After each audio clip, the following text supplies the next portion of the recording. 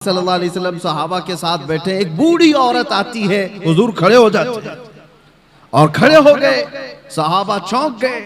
मेरे आका सल्लल्लाहु अलैहि वसल्लम ने अपनी चादर निकाली और बिछाया उस बूढ़ी खातून को बैठने के लिए। सहाबा ने पूछा, ये वो सरवरे किश्वरे रिसालत है, सैयदुल अंबिया है, जिसके कदमों को माथा लगाकर जिब्राइल बोसा देते हो, वो किसी बूढ़ी के लिए खड़ा हो जाए? तो हुजूर पाक सल्लल्लाहु अलैहि वसल्लम से सहाबा ने पूछा कि इस खातून का अदब क्यों? मेरे आका ने फरमाया, ये 2 साल मुझे दूध पिलाने वाली हलीमा सादिया है। नबी पाक सल्लल्लाहु ताला अलैहि वसल्लम ने उस वक्त अदब करके दिखाया है जब पावर था, गलबा था, सहाबा की जमात थी और एक बूढ़ी खातून आई, और वो भी जन्म देने वाली औरत नहीं है, दूध पिलाने वाली दाया है। मेरे अजीजों, 1-2 मिसाल नहीं, हर मिसाल मैं आपके सामने रखूं। हुजूर पाक सल्लल्लाहु ताला अलैहि वसल्लम एक बार एक दरख्त के नीचे आराम फरमा रहे हैं। सहाबा भी थे, किसी गजवे से वापस लौट रहे थे। उस वक्त अचानक एक दुश्मन आ गया, वो घात लगाए बैठा होगा। सहाबा नींद में थे, हुजूर पाक सल्लल्लाहु अलैहि वसल्लम की तलवार बाजू रखी हुई थी। अचानक एक शख्स आया और हुजूर की वो तलवार उठा ली। हुजूर नबी पाक सल्लल्लाहु ताला अलैहि वसल्लम बेदार हुए और देखा तो वो तलवार सोते खड़ा है बिल्कुल हुजूर के सामने, हुजूर पाक सल्लल्लाहु अलैहि वसल्लम के पास। तो हुजूर अकरम सल्लल्लाहु ताला अलैहि वसल्लम उसको देख रहे कि अब ये तलवार चलाने वाला है, और उस शख्स ने तलवार चलाने से पहले हुजूर से पूछा, बता मोहम्मद, तुमको मुझसे कौन बचा सकेगा? हुजूर पाक सल्लल्लाहु अलैहि वसल्लम ने एक बुलंद आवाज से सिर्फ इतना कहा, अल्लाह। हुजूर पाक की जुबान से ये जुमला निकला था कि उसके हाथ से तलवार गिर गई और कपकपी उसको तारी हो गई। जैसी तलवार गिरी हुजूर ने उठा लिया। अब आप देखें, जब काया पलट जाए, पांसा पलट जाए, पावर दूसरे के पास आ जाए, और उस वक्त जो हमको सताया हुआ आदमी हमारे हाथ के नीचे आ जाए, तो फिर इंसान की फितरत क्या होती है? रगड़ दो इसको, मसल दो इसको, पूरा पुराना बदला ले लो। जब इसके पास पावर था तो मुझे परेशान किया इसने, ताकत का इस्तेमाल किया इसने। हुजूर पाक के पास तलवार हाथ में आई, अब वो कांपने लगा। हुजूर ने पूछा, बता अब तुझको मुझसे कौन बचाएगा? वो तो काफिर था, वो काफिर था। हुजूर ने तो फरमाया था अल्लाह। उसने कहा, मैंने सुना है कि तुम करीम इब्ने करीम हो। हुजूर पाक सल्लल्लाहु अलैहि वसल्लम ने फरमाया, जाओ तुम्हें आजाद कर दिया। तो वो आजाद होकर के गया थोड़ी ना, बल्कि कहा कि ला इलाहा इल्लल्लाह मुहम्मदुर रसूलुल्लाह, और अपनी कौम में आकर के बताया, मैंने एक ऐसे रहमदिल इंसान को देखा है, जब उसके हाथ में पावर आ गया तो उसने तलवार चलाने की बजाय मुझे मुस्कुरा करके आजाद किया है। मेरे अजीजों, ये आसान बात नहीं। इंसानी फितरत तो ऐसी है कि पावर का इस्तेमाल हर आदमी अक्सर गलत कामों में इस्तेमाल करता है। वो सिर्फ रसूलुल्लाह की जात है, वो यकीनन हमारे लिए कायदे कुल हैं, हमारे लिए नमूने अमल है। ला करके दिखाओ दुनिया भर की ताकतें, जिनके पास पावर आता है उसके बाद वो किस तरह का रूलिंग करती है। मैं इस्लाम को छोड़ करके आपके सामने रखूं अगर बात, हाँ, कभी कभार ये दरिंदे हमें ऐसे बादशाहों की मिसाल ला करके बताते हैं जिनका इस्लाम से कोई ज्यादा ताल्लुक नहीं रहा। वो तो अय्याश बादशाह थे, नाम मुसलमान होने से कोई मुसलमान थोड़ी ना हो जाता है। वैसे तो तुर्की के इनकलाब के बाद मुस्तफा कमाल बादशाह नाम से जो रेवोल्यूशन आया था, सल्तनत उस्मानिया खत्म होने के बाद तुर्की में जो बादशाह बनाया गया अंग्रेजों की तरफ से, उसका नाम क्या था? मुस्तफा कमाल बादशाह। उसने तकरीबन 10-11 साल हुकूमत किया, पूरे इस्लाम को खत्म करने के लिए एड़ी चोटी का जोर लगा। कुरान पे पाबंदी, अजान पे पाबंदी, हिजाब पे पाबंदी, अरबी जुबान पे पाबंदी। 11 साल की हुकूमत में नाम क्या था? मुस्तफा कमाल। नाम हो जाने से कोई मुसलमान नहीं होता। हाँ, ये बात याद रखें। मिसाल लाओ ऐसी कि अबू बकर हो, उमर हो, उस्मान हो, हैदर रज़ी अल्लाह ताला नुमा जैसी, कि उनके दौरे खिलाफत में मैं अगर आपको हजारों मिसालें रखूं, पावर था, गलबा था, ताकत थी, तब फिर किस तरह का इस्तेमाल किया है। आज दुनिया को देखो, निहत्तों पर जो जुल्म किया जाता है, बराबर का मुकाबला हो तो समझ में आए कि दो पहलवान मैदान में लड़ रहे हैं। फिलिस्तीन और इजराइल के मामलात को पूरी दुनिया जानती है। एक तरफ कंकर और पत्थर लेकर लड़ने वाले बच्चे और एक तरफ पेट्रोट मिसाइल पूरी दुनिया को सप्लाई करने वाली हाई टेक्नोलॉजी पावर वाली ताकत। कोई मुकाबला है? कोई मुकाबला नहीं, लेकिन दुनिया देख रही है। और हकीकत में बताऊं, हक और बातिल के मामलात जब भी टकराए ना, बराबरी कभी हुई नहीं, बराबरी हुई नहीं। एक तरफ 82 लोग हैं और एक तरफ 22,000 का लश्कर। करबला के मैदान 82 का डबल कर दो, ट्रिपल कर दो, 4 गुना कर दो, समझ में आए कि ये लोग डबल थे, ये ट्रिपल थे। नहीं, अरे कितने गुना ज्यादा।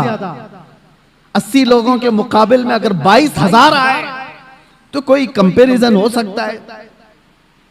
कोई मुकाबला है इनका? लेकिन हक और बातिल की लड़ाई हमेशा ऐसी रही। और दूसरी एक मिसाल आपको बताऊं, सलाहुद्दीन अय्यूबी की। एक ऐसी जंग लड़ा उस मर्द मुजाहिद ने कि सारी सलीबी ताकतें जमा हो गई थी और 4 लाख की फौज जमा हो गई। 4 लाख की फौज सलीबियों के पास। अगर 4 लाख इंसान खड़े कर दिए जाए ना तो सरों का समंदर नजर आएगा आपको, सरों का समंदर होगा। और उस वक्त सलाहुद्दीन अय्यूबी के सामने ऐसा चैलेंज था, बिखरी टूटी हुई सब फौज मिलाने के बाद सलाहुद्दीन के पास सिर्फ 12,000 का लश्कर था। 12,000 का मुकाबला 24,000 से हो तो समझ में आए, 48,000 से हो तो समझ में आए, लेकिन 12,000 का मुकाबला 4 लाख से होने वाला है। एग्रीमेंट साइन कर लो, सुलह करके खत्म करके चले जाओ। सलाहुद्दीन ने अपने फौजियों से पूछा, क्या इरादा है तुम्हारा? सलीबी ताकतें सब जमा हैं और हमारी तादाद कम है। कैसे जवान उस लश्कर में शामिल थे।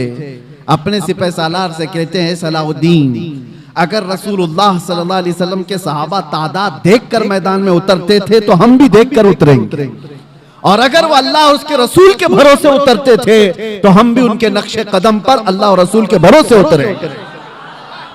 हमने तादाद नहीं देखी, तादाद नहीं देखी, अल्लाह की मदद आई। और तारीख लिखने वाले अंग्रेज लोग हैं, ईसाई लोग हैं, किताबें आज भी मार्केट में मिल जाएंगी आपको।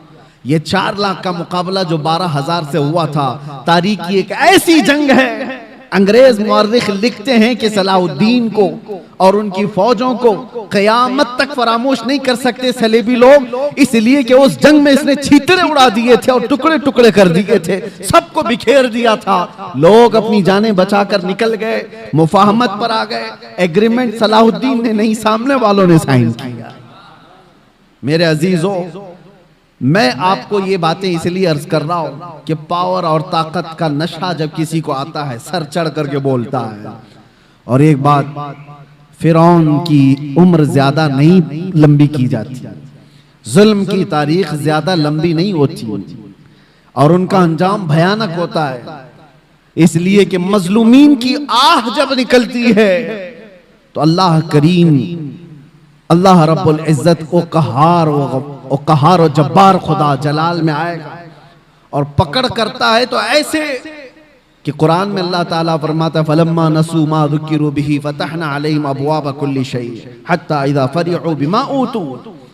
जब ये लोग भूल जाएं अल्लाह को तो अल्लाह फरमाता है, मैं उनको खुशियों के सारे दरवाजे खोल देता हूं, खूब खुश हो जाओ। यानी अल्लाह को भूलने के बाद जालिमों के लिए दरवाजे खोल दिए जाते हैं, खूब खुशियां मनाओ, सब तुम्हारा है, सब तुम्हारा है, ताकत भी तुम्हारी, सियासत भी तुम्हारी, तख्त भी तुम्हारा, सारा डिपार्टमेंट तुम्हारा, नाचो जितना नाचना है। फिर अल्लाह फरमाता है, फअखज़नाहुम बग़ता, अचानक हम एक दिन पकड़ करेंगे, अचानक एक दिन पकड़ करेंगे, और फिर पूरी दुनिया की ताकत उस पकड़ से उसको आजाद नहीं करा सकेगी, नहीं निकाल सकेगी। और हम जालिम दरिंदों के अंजाम का इंतजार करेंगे इंशाअल्लाह।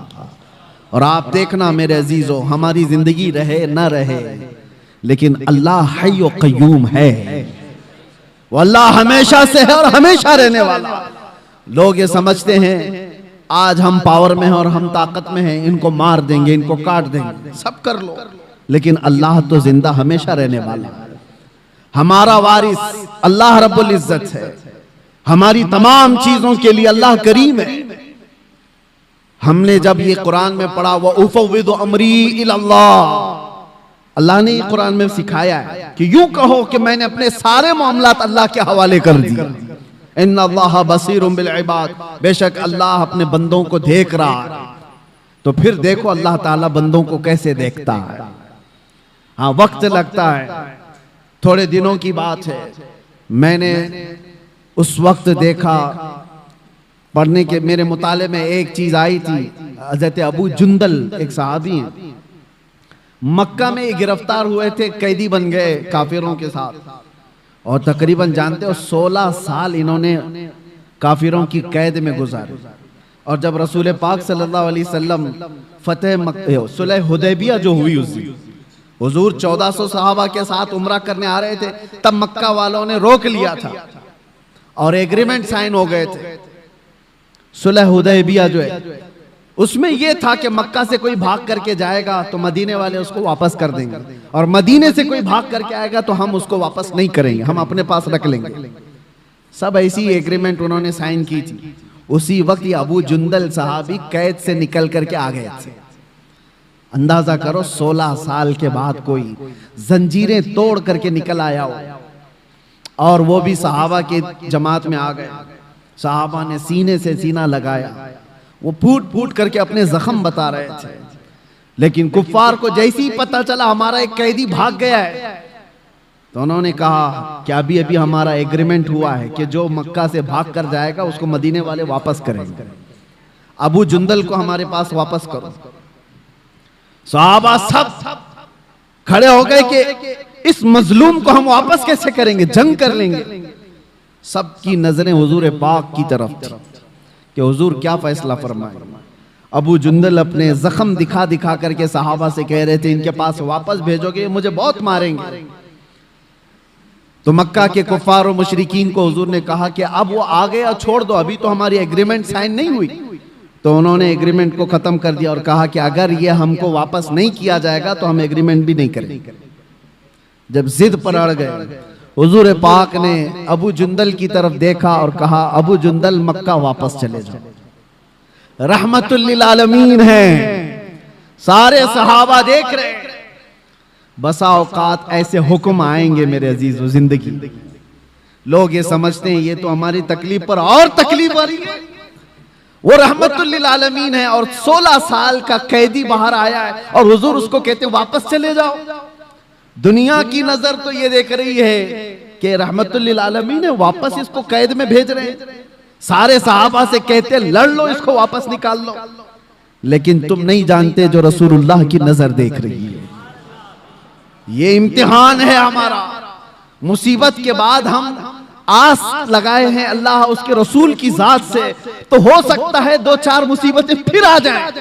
तुम ये कहोगे कि मैंने तो एक मुसीबत से छुटकारे की दुआ की थी, 4 और आ गई। कहीं ऐसा तो नहीं कि तुम्हारा ईमान बिखर जाएगा और तुम छोड़ दोगे। मैंने देखा है कैद के दिनों में कितने ऐसे हैं जो काफिर हो जाते हैं, यही कहते हुए कोई अल्लाह नहीं है, हम तो कितने दिनों से दुआ कर रहे हैं, हम पर तो और केस ही केस होते जा रहे हैं। माज़ अल्लाह रब्बिल आलमीन, ये कड़ा इम्तिहान है मेरे अजीजों। हुजूर ने वापस कर दिया। और हैरत की बात मैं आपको बताऊं, दूसरा कोई आम मामूली आदमी हो तो जंग कर ले और लड़ाई कर ले, या फिर छूटा हुआ कैदी उसको जब ये फरमान सुना दिया जाए तो बिफर जाए और कहे कि मैं तो छोड़ देता हूं, ऐसा दीनी क्या। अबू जुंदल की तरफ सहाबा ने देखा, सर झुकाए मक्का की तरफ वापस जा रहे हैं। फरमाने मुस्तफा है, मेरे नबी का फरमान है। ईमान हो तो ये 16 साल कैद में रह करके छूट करके आए थे, जख्म दिखा दिखा कर रो रहे थे। उसके बाद रसूलुल्लाह ने फरमाया जाओ वापस। छू चीरा तक नहीं कहा, ये पूछा भी नहीं या रसूलुल्लाह वापस उस जुल्म की चक्की में पिसने जाऊं, नहीं पूछा, सर झुकाया और चल पड़ा। यही तो ईमान है मेरे, यही ईमान है। मैं जो बात अर्ज कर रहा हूं वो ये कि रसूल मुहतरम सल्लल्लाहु ताला अलैहि वसल्लम की जिंदगी पाक से मैं आपको बताऊं, पावर जब हो, गलबा जब हो, उस वक्त कैसे लोगों के साथ मामलात किए गए। तो चले कुफ्फार और मुशरिकीन गालिब आ गए तो उनकी बात अलग है कि उन्होंने अपने जुल्म की सारी हदें पार कर दी, जुल्म की सारी हदें पार कर दी। जब गलबा मिला था काफिरों को उहद के मैदान में, बदर में मुसलमानों को गलबा मिला था, उहद में कुफ्फार और मुशरिकीन को गलबा मिला। दोनों के दरमियान जमीन आसमान का फर्क है। बदर के मैदान में भी 70 काफिर मारे गए थे और उहद के मैदान में 70 मुसलमान शहीद हुए थे। 70 मुसलमान शहीद हुए, लेकिन दोनों में फर्क इतना है, बदर में जितने 70 काफिर मारे गए थे, एक एक को चुन करके लाया गया, एक गड्ढे में डाला गया, सारी लाशों को ला करके हुजूर ने उनको खिताब भी किया। शाम के वक्त हदीस पाक में हुजूर उनसे बात कर रहे थे, बताओ ऐ मरने वालों, क्या तुमको वो चीज मिल गई जो तुम्हारे खुदाओं ने तुमको वादा किया है, या तुम अपने खुदाओं से जो यानी उम्मीद रखते थे। सहाबा तो ये पूछ रहे थे, या रसूल अल्लाह आप इनको खिताब कर रहे हैं, ये तो मरे हुए। हुजूर फरमाते हैं या जिंदों से ज्यादा सुनते हैं। ये मामला है बदर के मैदान का, पावर था, गलबा था, और उधर उहद के मैदान में पावर और गलबा कुफ्फार को था। क्या किया इन्होंने? 70 मुसलमानों को जो शहीद किया, अमीर हमजा का सीना चाक करके कलेजा निकाल के चबाया था। इंसानों में ये हरकत हो सकती है? कोई इंसान ये कर सकता है? जानवर खाते होंगे जानवरों को, इंसान नहीं। पावर जब मिला तो सीना चाक करके कलेजा निकाल करके चबाया। दूसरे क्या किया? साद इब्ने रबी, उनके पेट को फाड़ दिया और अंतड़ियां बाहर निकाली, गले में डाल लिए गए। क्या ये इंसान कर सकता है? तीसरी मिसाल हजरत अनस बिन नुज़ैर, ये वो सहाबी हैं, उनकी बहन कहती हैं सिवाय उनकी शहादत की उंगली के उनका जिस्म मिला ही नहीं, कुचल दिया गया था, पूरा रौन दिया गया था, पूरे जिस्म को रौन दिया गया। एक उंगली से पहचान में आए कि अनस बिन नुज़ैर की लाश। लाशों के साथ ये किया। जब पावर आया तो, ताकत आई तो ये किया। चौथी मिसाल, ये तो एक दो नहीं है, कई मिसालें। अब्दुल्ला बिन जहश एक सहाबी, उनके जिस्म के 80 टुकड़े किए गए और हर टुकड़े को रस्सी में पिरोकर हार बनाया गया। ये पावर जब आए तो कुफार ये करते हैं, और रसूलुल्लाह सल्लल्लाहु ताला अलैहि वसल्लम के हाथ में जब पावर आया, अब मैं आपको बताऊं, यह उहद का मैदान था जहां जंगली जानवरों से ज्यादा जुल्म कुफार और मुशरिकीन ने किया सहाबा के साथ। 70 सहाबा जो शहीद हुए हैं, सबकी लाशों के साथ इन्होंने बहुत बुरा सलूक किया है, बहुत बुरा सलूक किया है। जंगी कानून भूल जाते हैं लोग जब पावर में आते हैं, ताकत में आते हैं। और यही पावर जब रसूलुल्लाह के हाथ में आया, 10,000 का लश्कर लेकर मेरे आका 20 रमजान को मक्का में दाखिल हो रहे हैं। उस वक्त जंग करने जैसी नौबत भी नहीं थी। कुफारे मक्का सब भागे भागे फिर रहे थे, मुकाबला करने की ताकत नहीं थी, खानदान बिखरे हुए थे, हुजूर के सामने खड़े होने की हिम्मत नहीं थी, सब छुप रहे थे। और नबी पाक सल्लल्लाहु ताला अलैहि वसल्लम के सहाबा शाहाना अंदाज में हरम काबा में दाखिल हो रहे थे। लब्बैक की सदाएं गूंज रही थी, हरम काबा की सरजमीन चूमी जा रही थी और अल्लाहु अकबर की सदाओं से मक्का गूंज रहा था। उस वक्त जानते हो 10,000 का लश्कर जब मक्का में आया हो, हैबत ऐसी तारी थी सबके दिलों पर कि लोग दीवारों से चिपके हुए खड़े थे, कोई दरवाजों के अंदर बंद खड़े थे। लेकिन मेरे आका सल्लल्लाहु अलैहि वसल्लम जब हरम काबा में आए, अजान दी गई और फिर मक्का वालों को बुलाया गया। कहां हैं सारे लोग? हैरत होती, आपको तारीख उठा करके देखो, हैरत होगी। जिसने हुजूर पाक सल्लल्लाहु अलैहि वसल्लम के मुकाबले में एक दो नहीं कितनी जंगें लड़ी। जंगे बदर में मुकाबले में अबू सुफियान है, जंगे उहद में मुकाबले में अबू सुफियान है, जंगे खंदक में मुकाबले में अबू सुफियान। अस्सलामु अलैकुम व रहमतुल्लाहि व बरकातुहू। मेरे प्यारे अजीज़ दोस्तों, मोहतरम भाइयों, उम्मीद करता हूँ कि मुफ्ती सलमान अज़हरी साहब का आपने ये बयान सुना। प्यारे दोस्तों, कमेंट करके मुझे ज़रूर बताइएगा कि मुफ्ती सलमान अज़हरी साहब का ये बयान आपको कैसा लगा। प्यारे दोस्तों, जैसा कि इस वीडियो का थंबनेल हमने लगाया था कि बस सिर्फ एक बार ये 3 अमल कर लो, फिर हर तरह की मुसीबतें बीमारियां ख़त्म हो जाएंगी, मुसीबतें ख़त्म हो जाएंगी और बेहिसाब दौलत आएगी।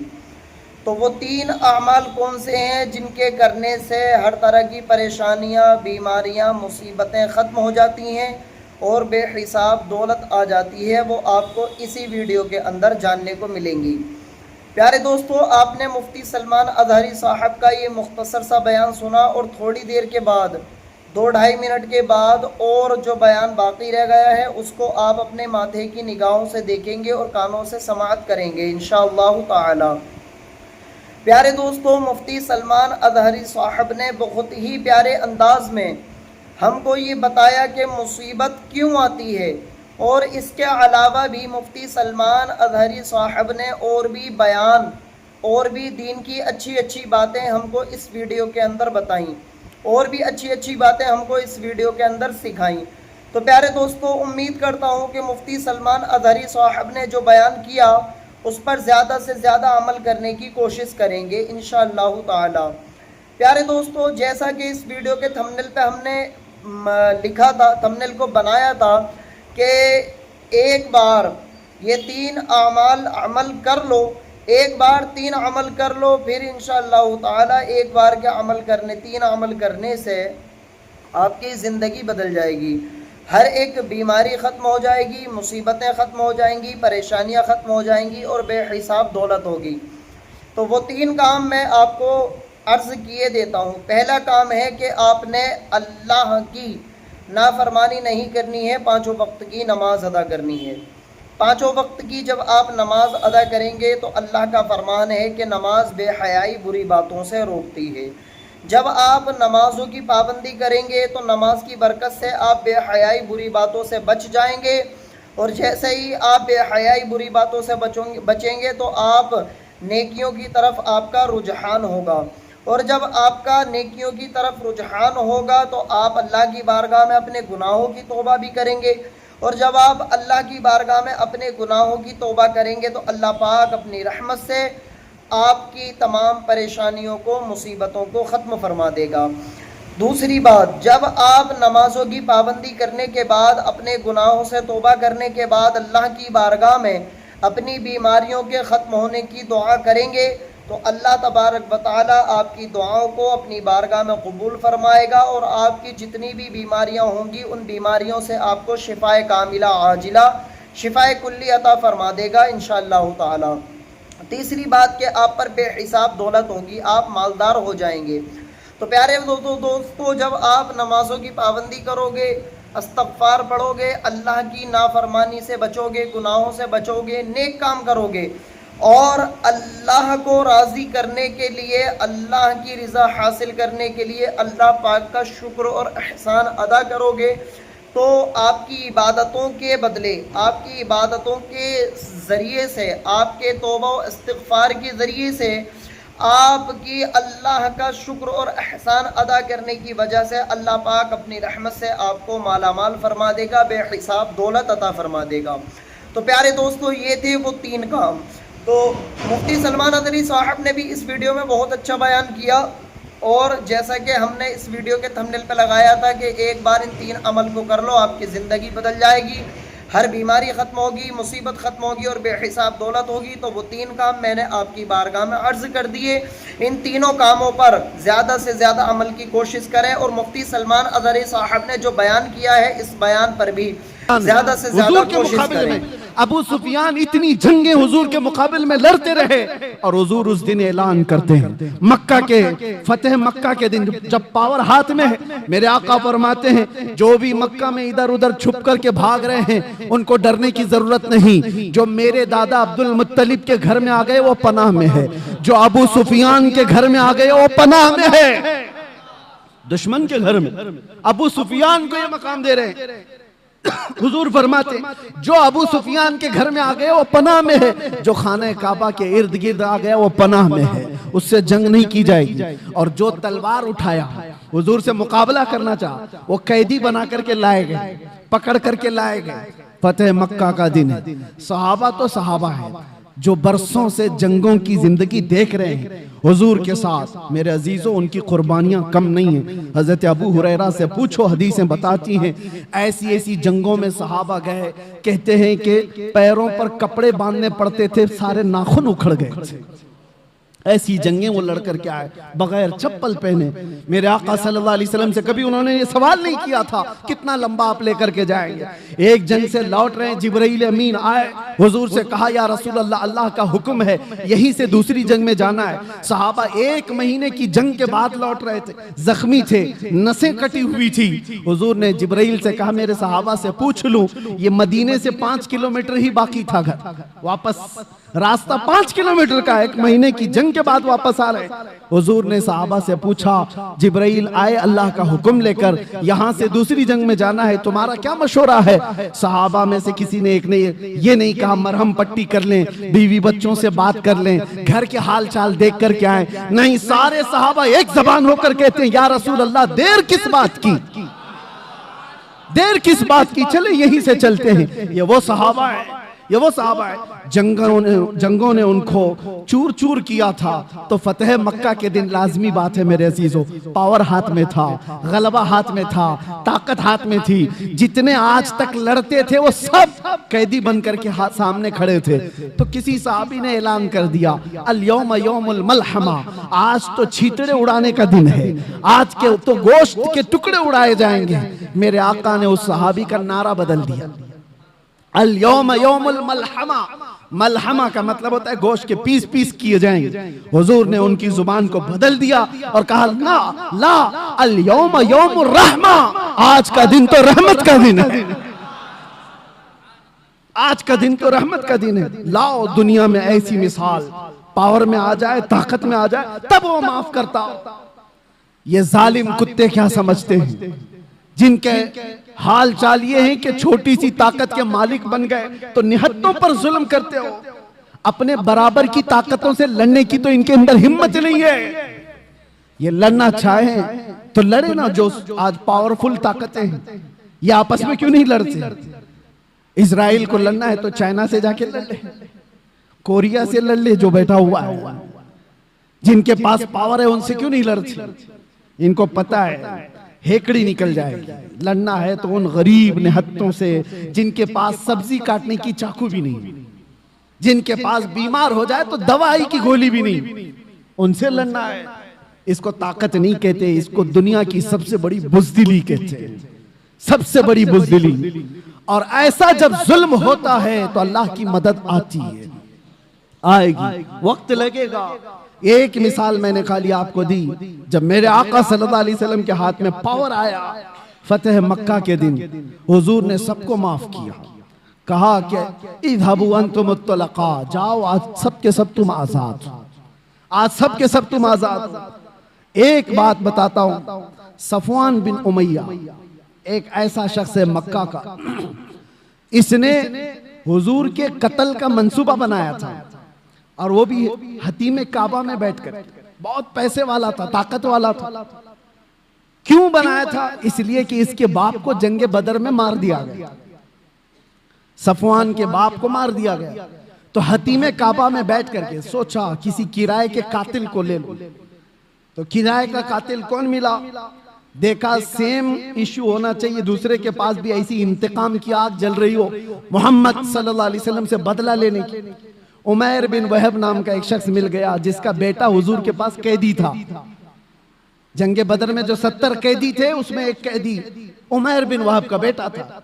सफवान ने बुलाया उमैर को, कहा जितना पैसा चाहे उतना दे दूंगा, तेरे सारे कर्जे मैं चुका दूंगा, तलवार मैं दूंगा, जाओ मदीने और मोहम्मद का कत्ल करके आओ सल्लल्लाहु अलैहि वसल्लम। उमैर तैयार हो गया, तलवार लेकर मदीने आ गया। और उमैर को सब पहचानते थे। उमैर का एक लक़ब था शैताने कुरैश, आग भड़काने वाला आदमी। हजरत उमर की नजर पड़ गई, मस्जिद नबवी के बाहर ही खड़े थे।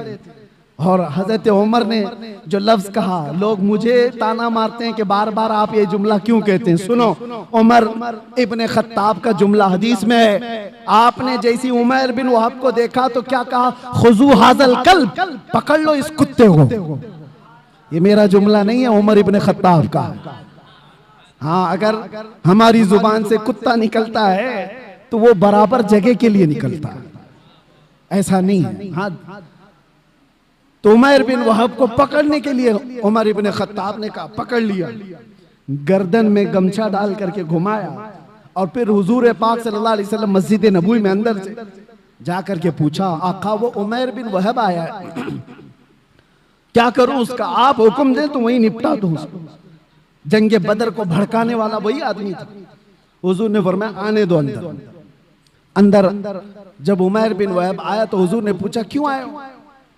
उसने कहा, बस बेटे की खैर खैरियत पूछने आया हूं। हुजूर ने फरमाया, सच बताओ क्यों आए हो?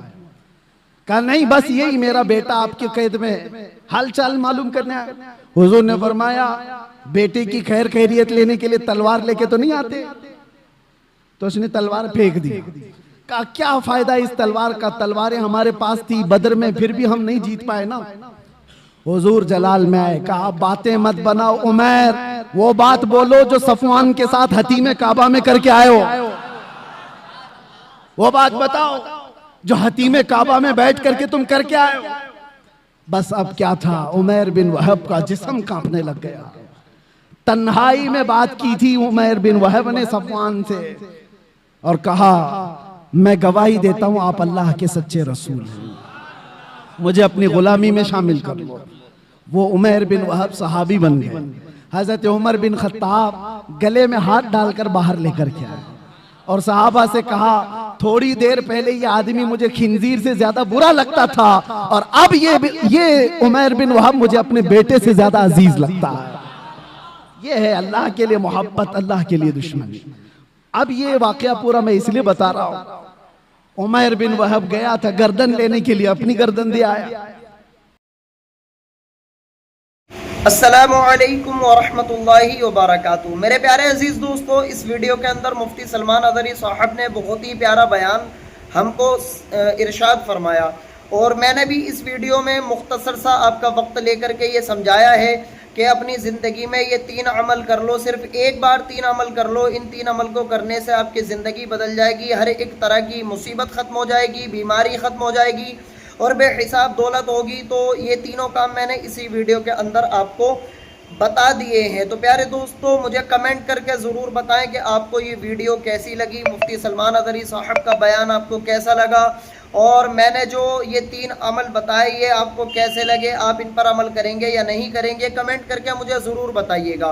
प्यारे दोस्तों, अगर आपको बयान अच्छा लगा हो तो चैनल को सब्सक्राइब ज़रूर कर दीजिएगा, वीडियो को लाइक कर दीजिएगा और ज़्यादा से ज़्यादा इस वीडियो को शेयर कर दीजिएगा ताकि दूसरे मुसलमान भी इन 3 अमल को अपनी ज़िंदगी में शामिल कर लें और इन 3 अमल के ज़रिए अपनी ज़िंदगी को बदलने की कोशिश करें। तो प्यारे दोस्तों, सवाब की नीयत से वीडियो को शेयर ज़रूर कर दीजिएगा और अगर आप इसी तरह के बयानात यानी मुफ्ती सलमान अज़हरी साहब की तकरीर को सुनना पसंद करते हैं तो मेरे चैनल को अभी सब्सक्राइब कर दीजिए, क्योंकि मैं अपने इसी चैनल पर मुफ्ती सलमान अज़हरी साहब के बयान को अपलोड करता रहता हूँ। मिलते हैं अगली वीडियो में मुफ्ती सलमान अज़हरी साहब के एक नए बयान के साथ। अस्सलामु अलैकुम वरहमतुल्लाहि वबरकातुहू।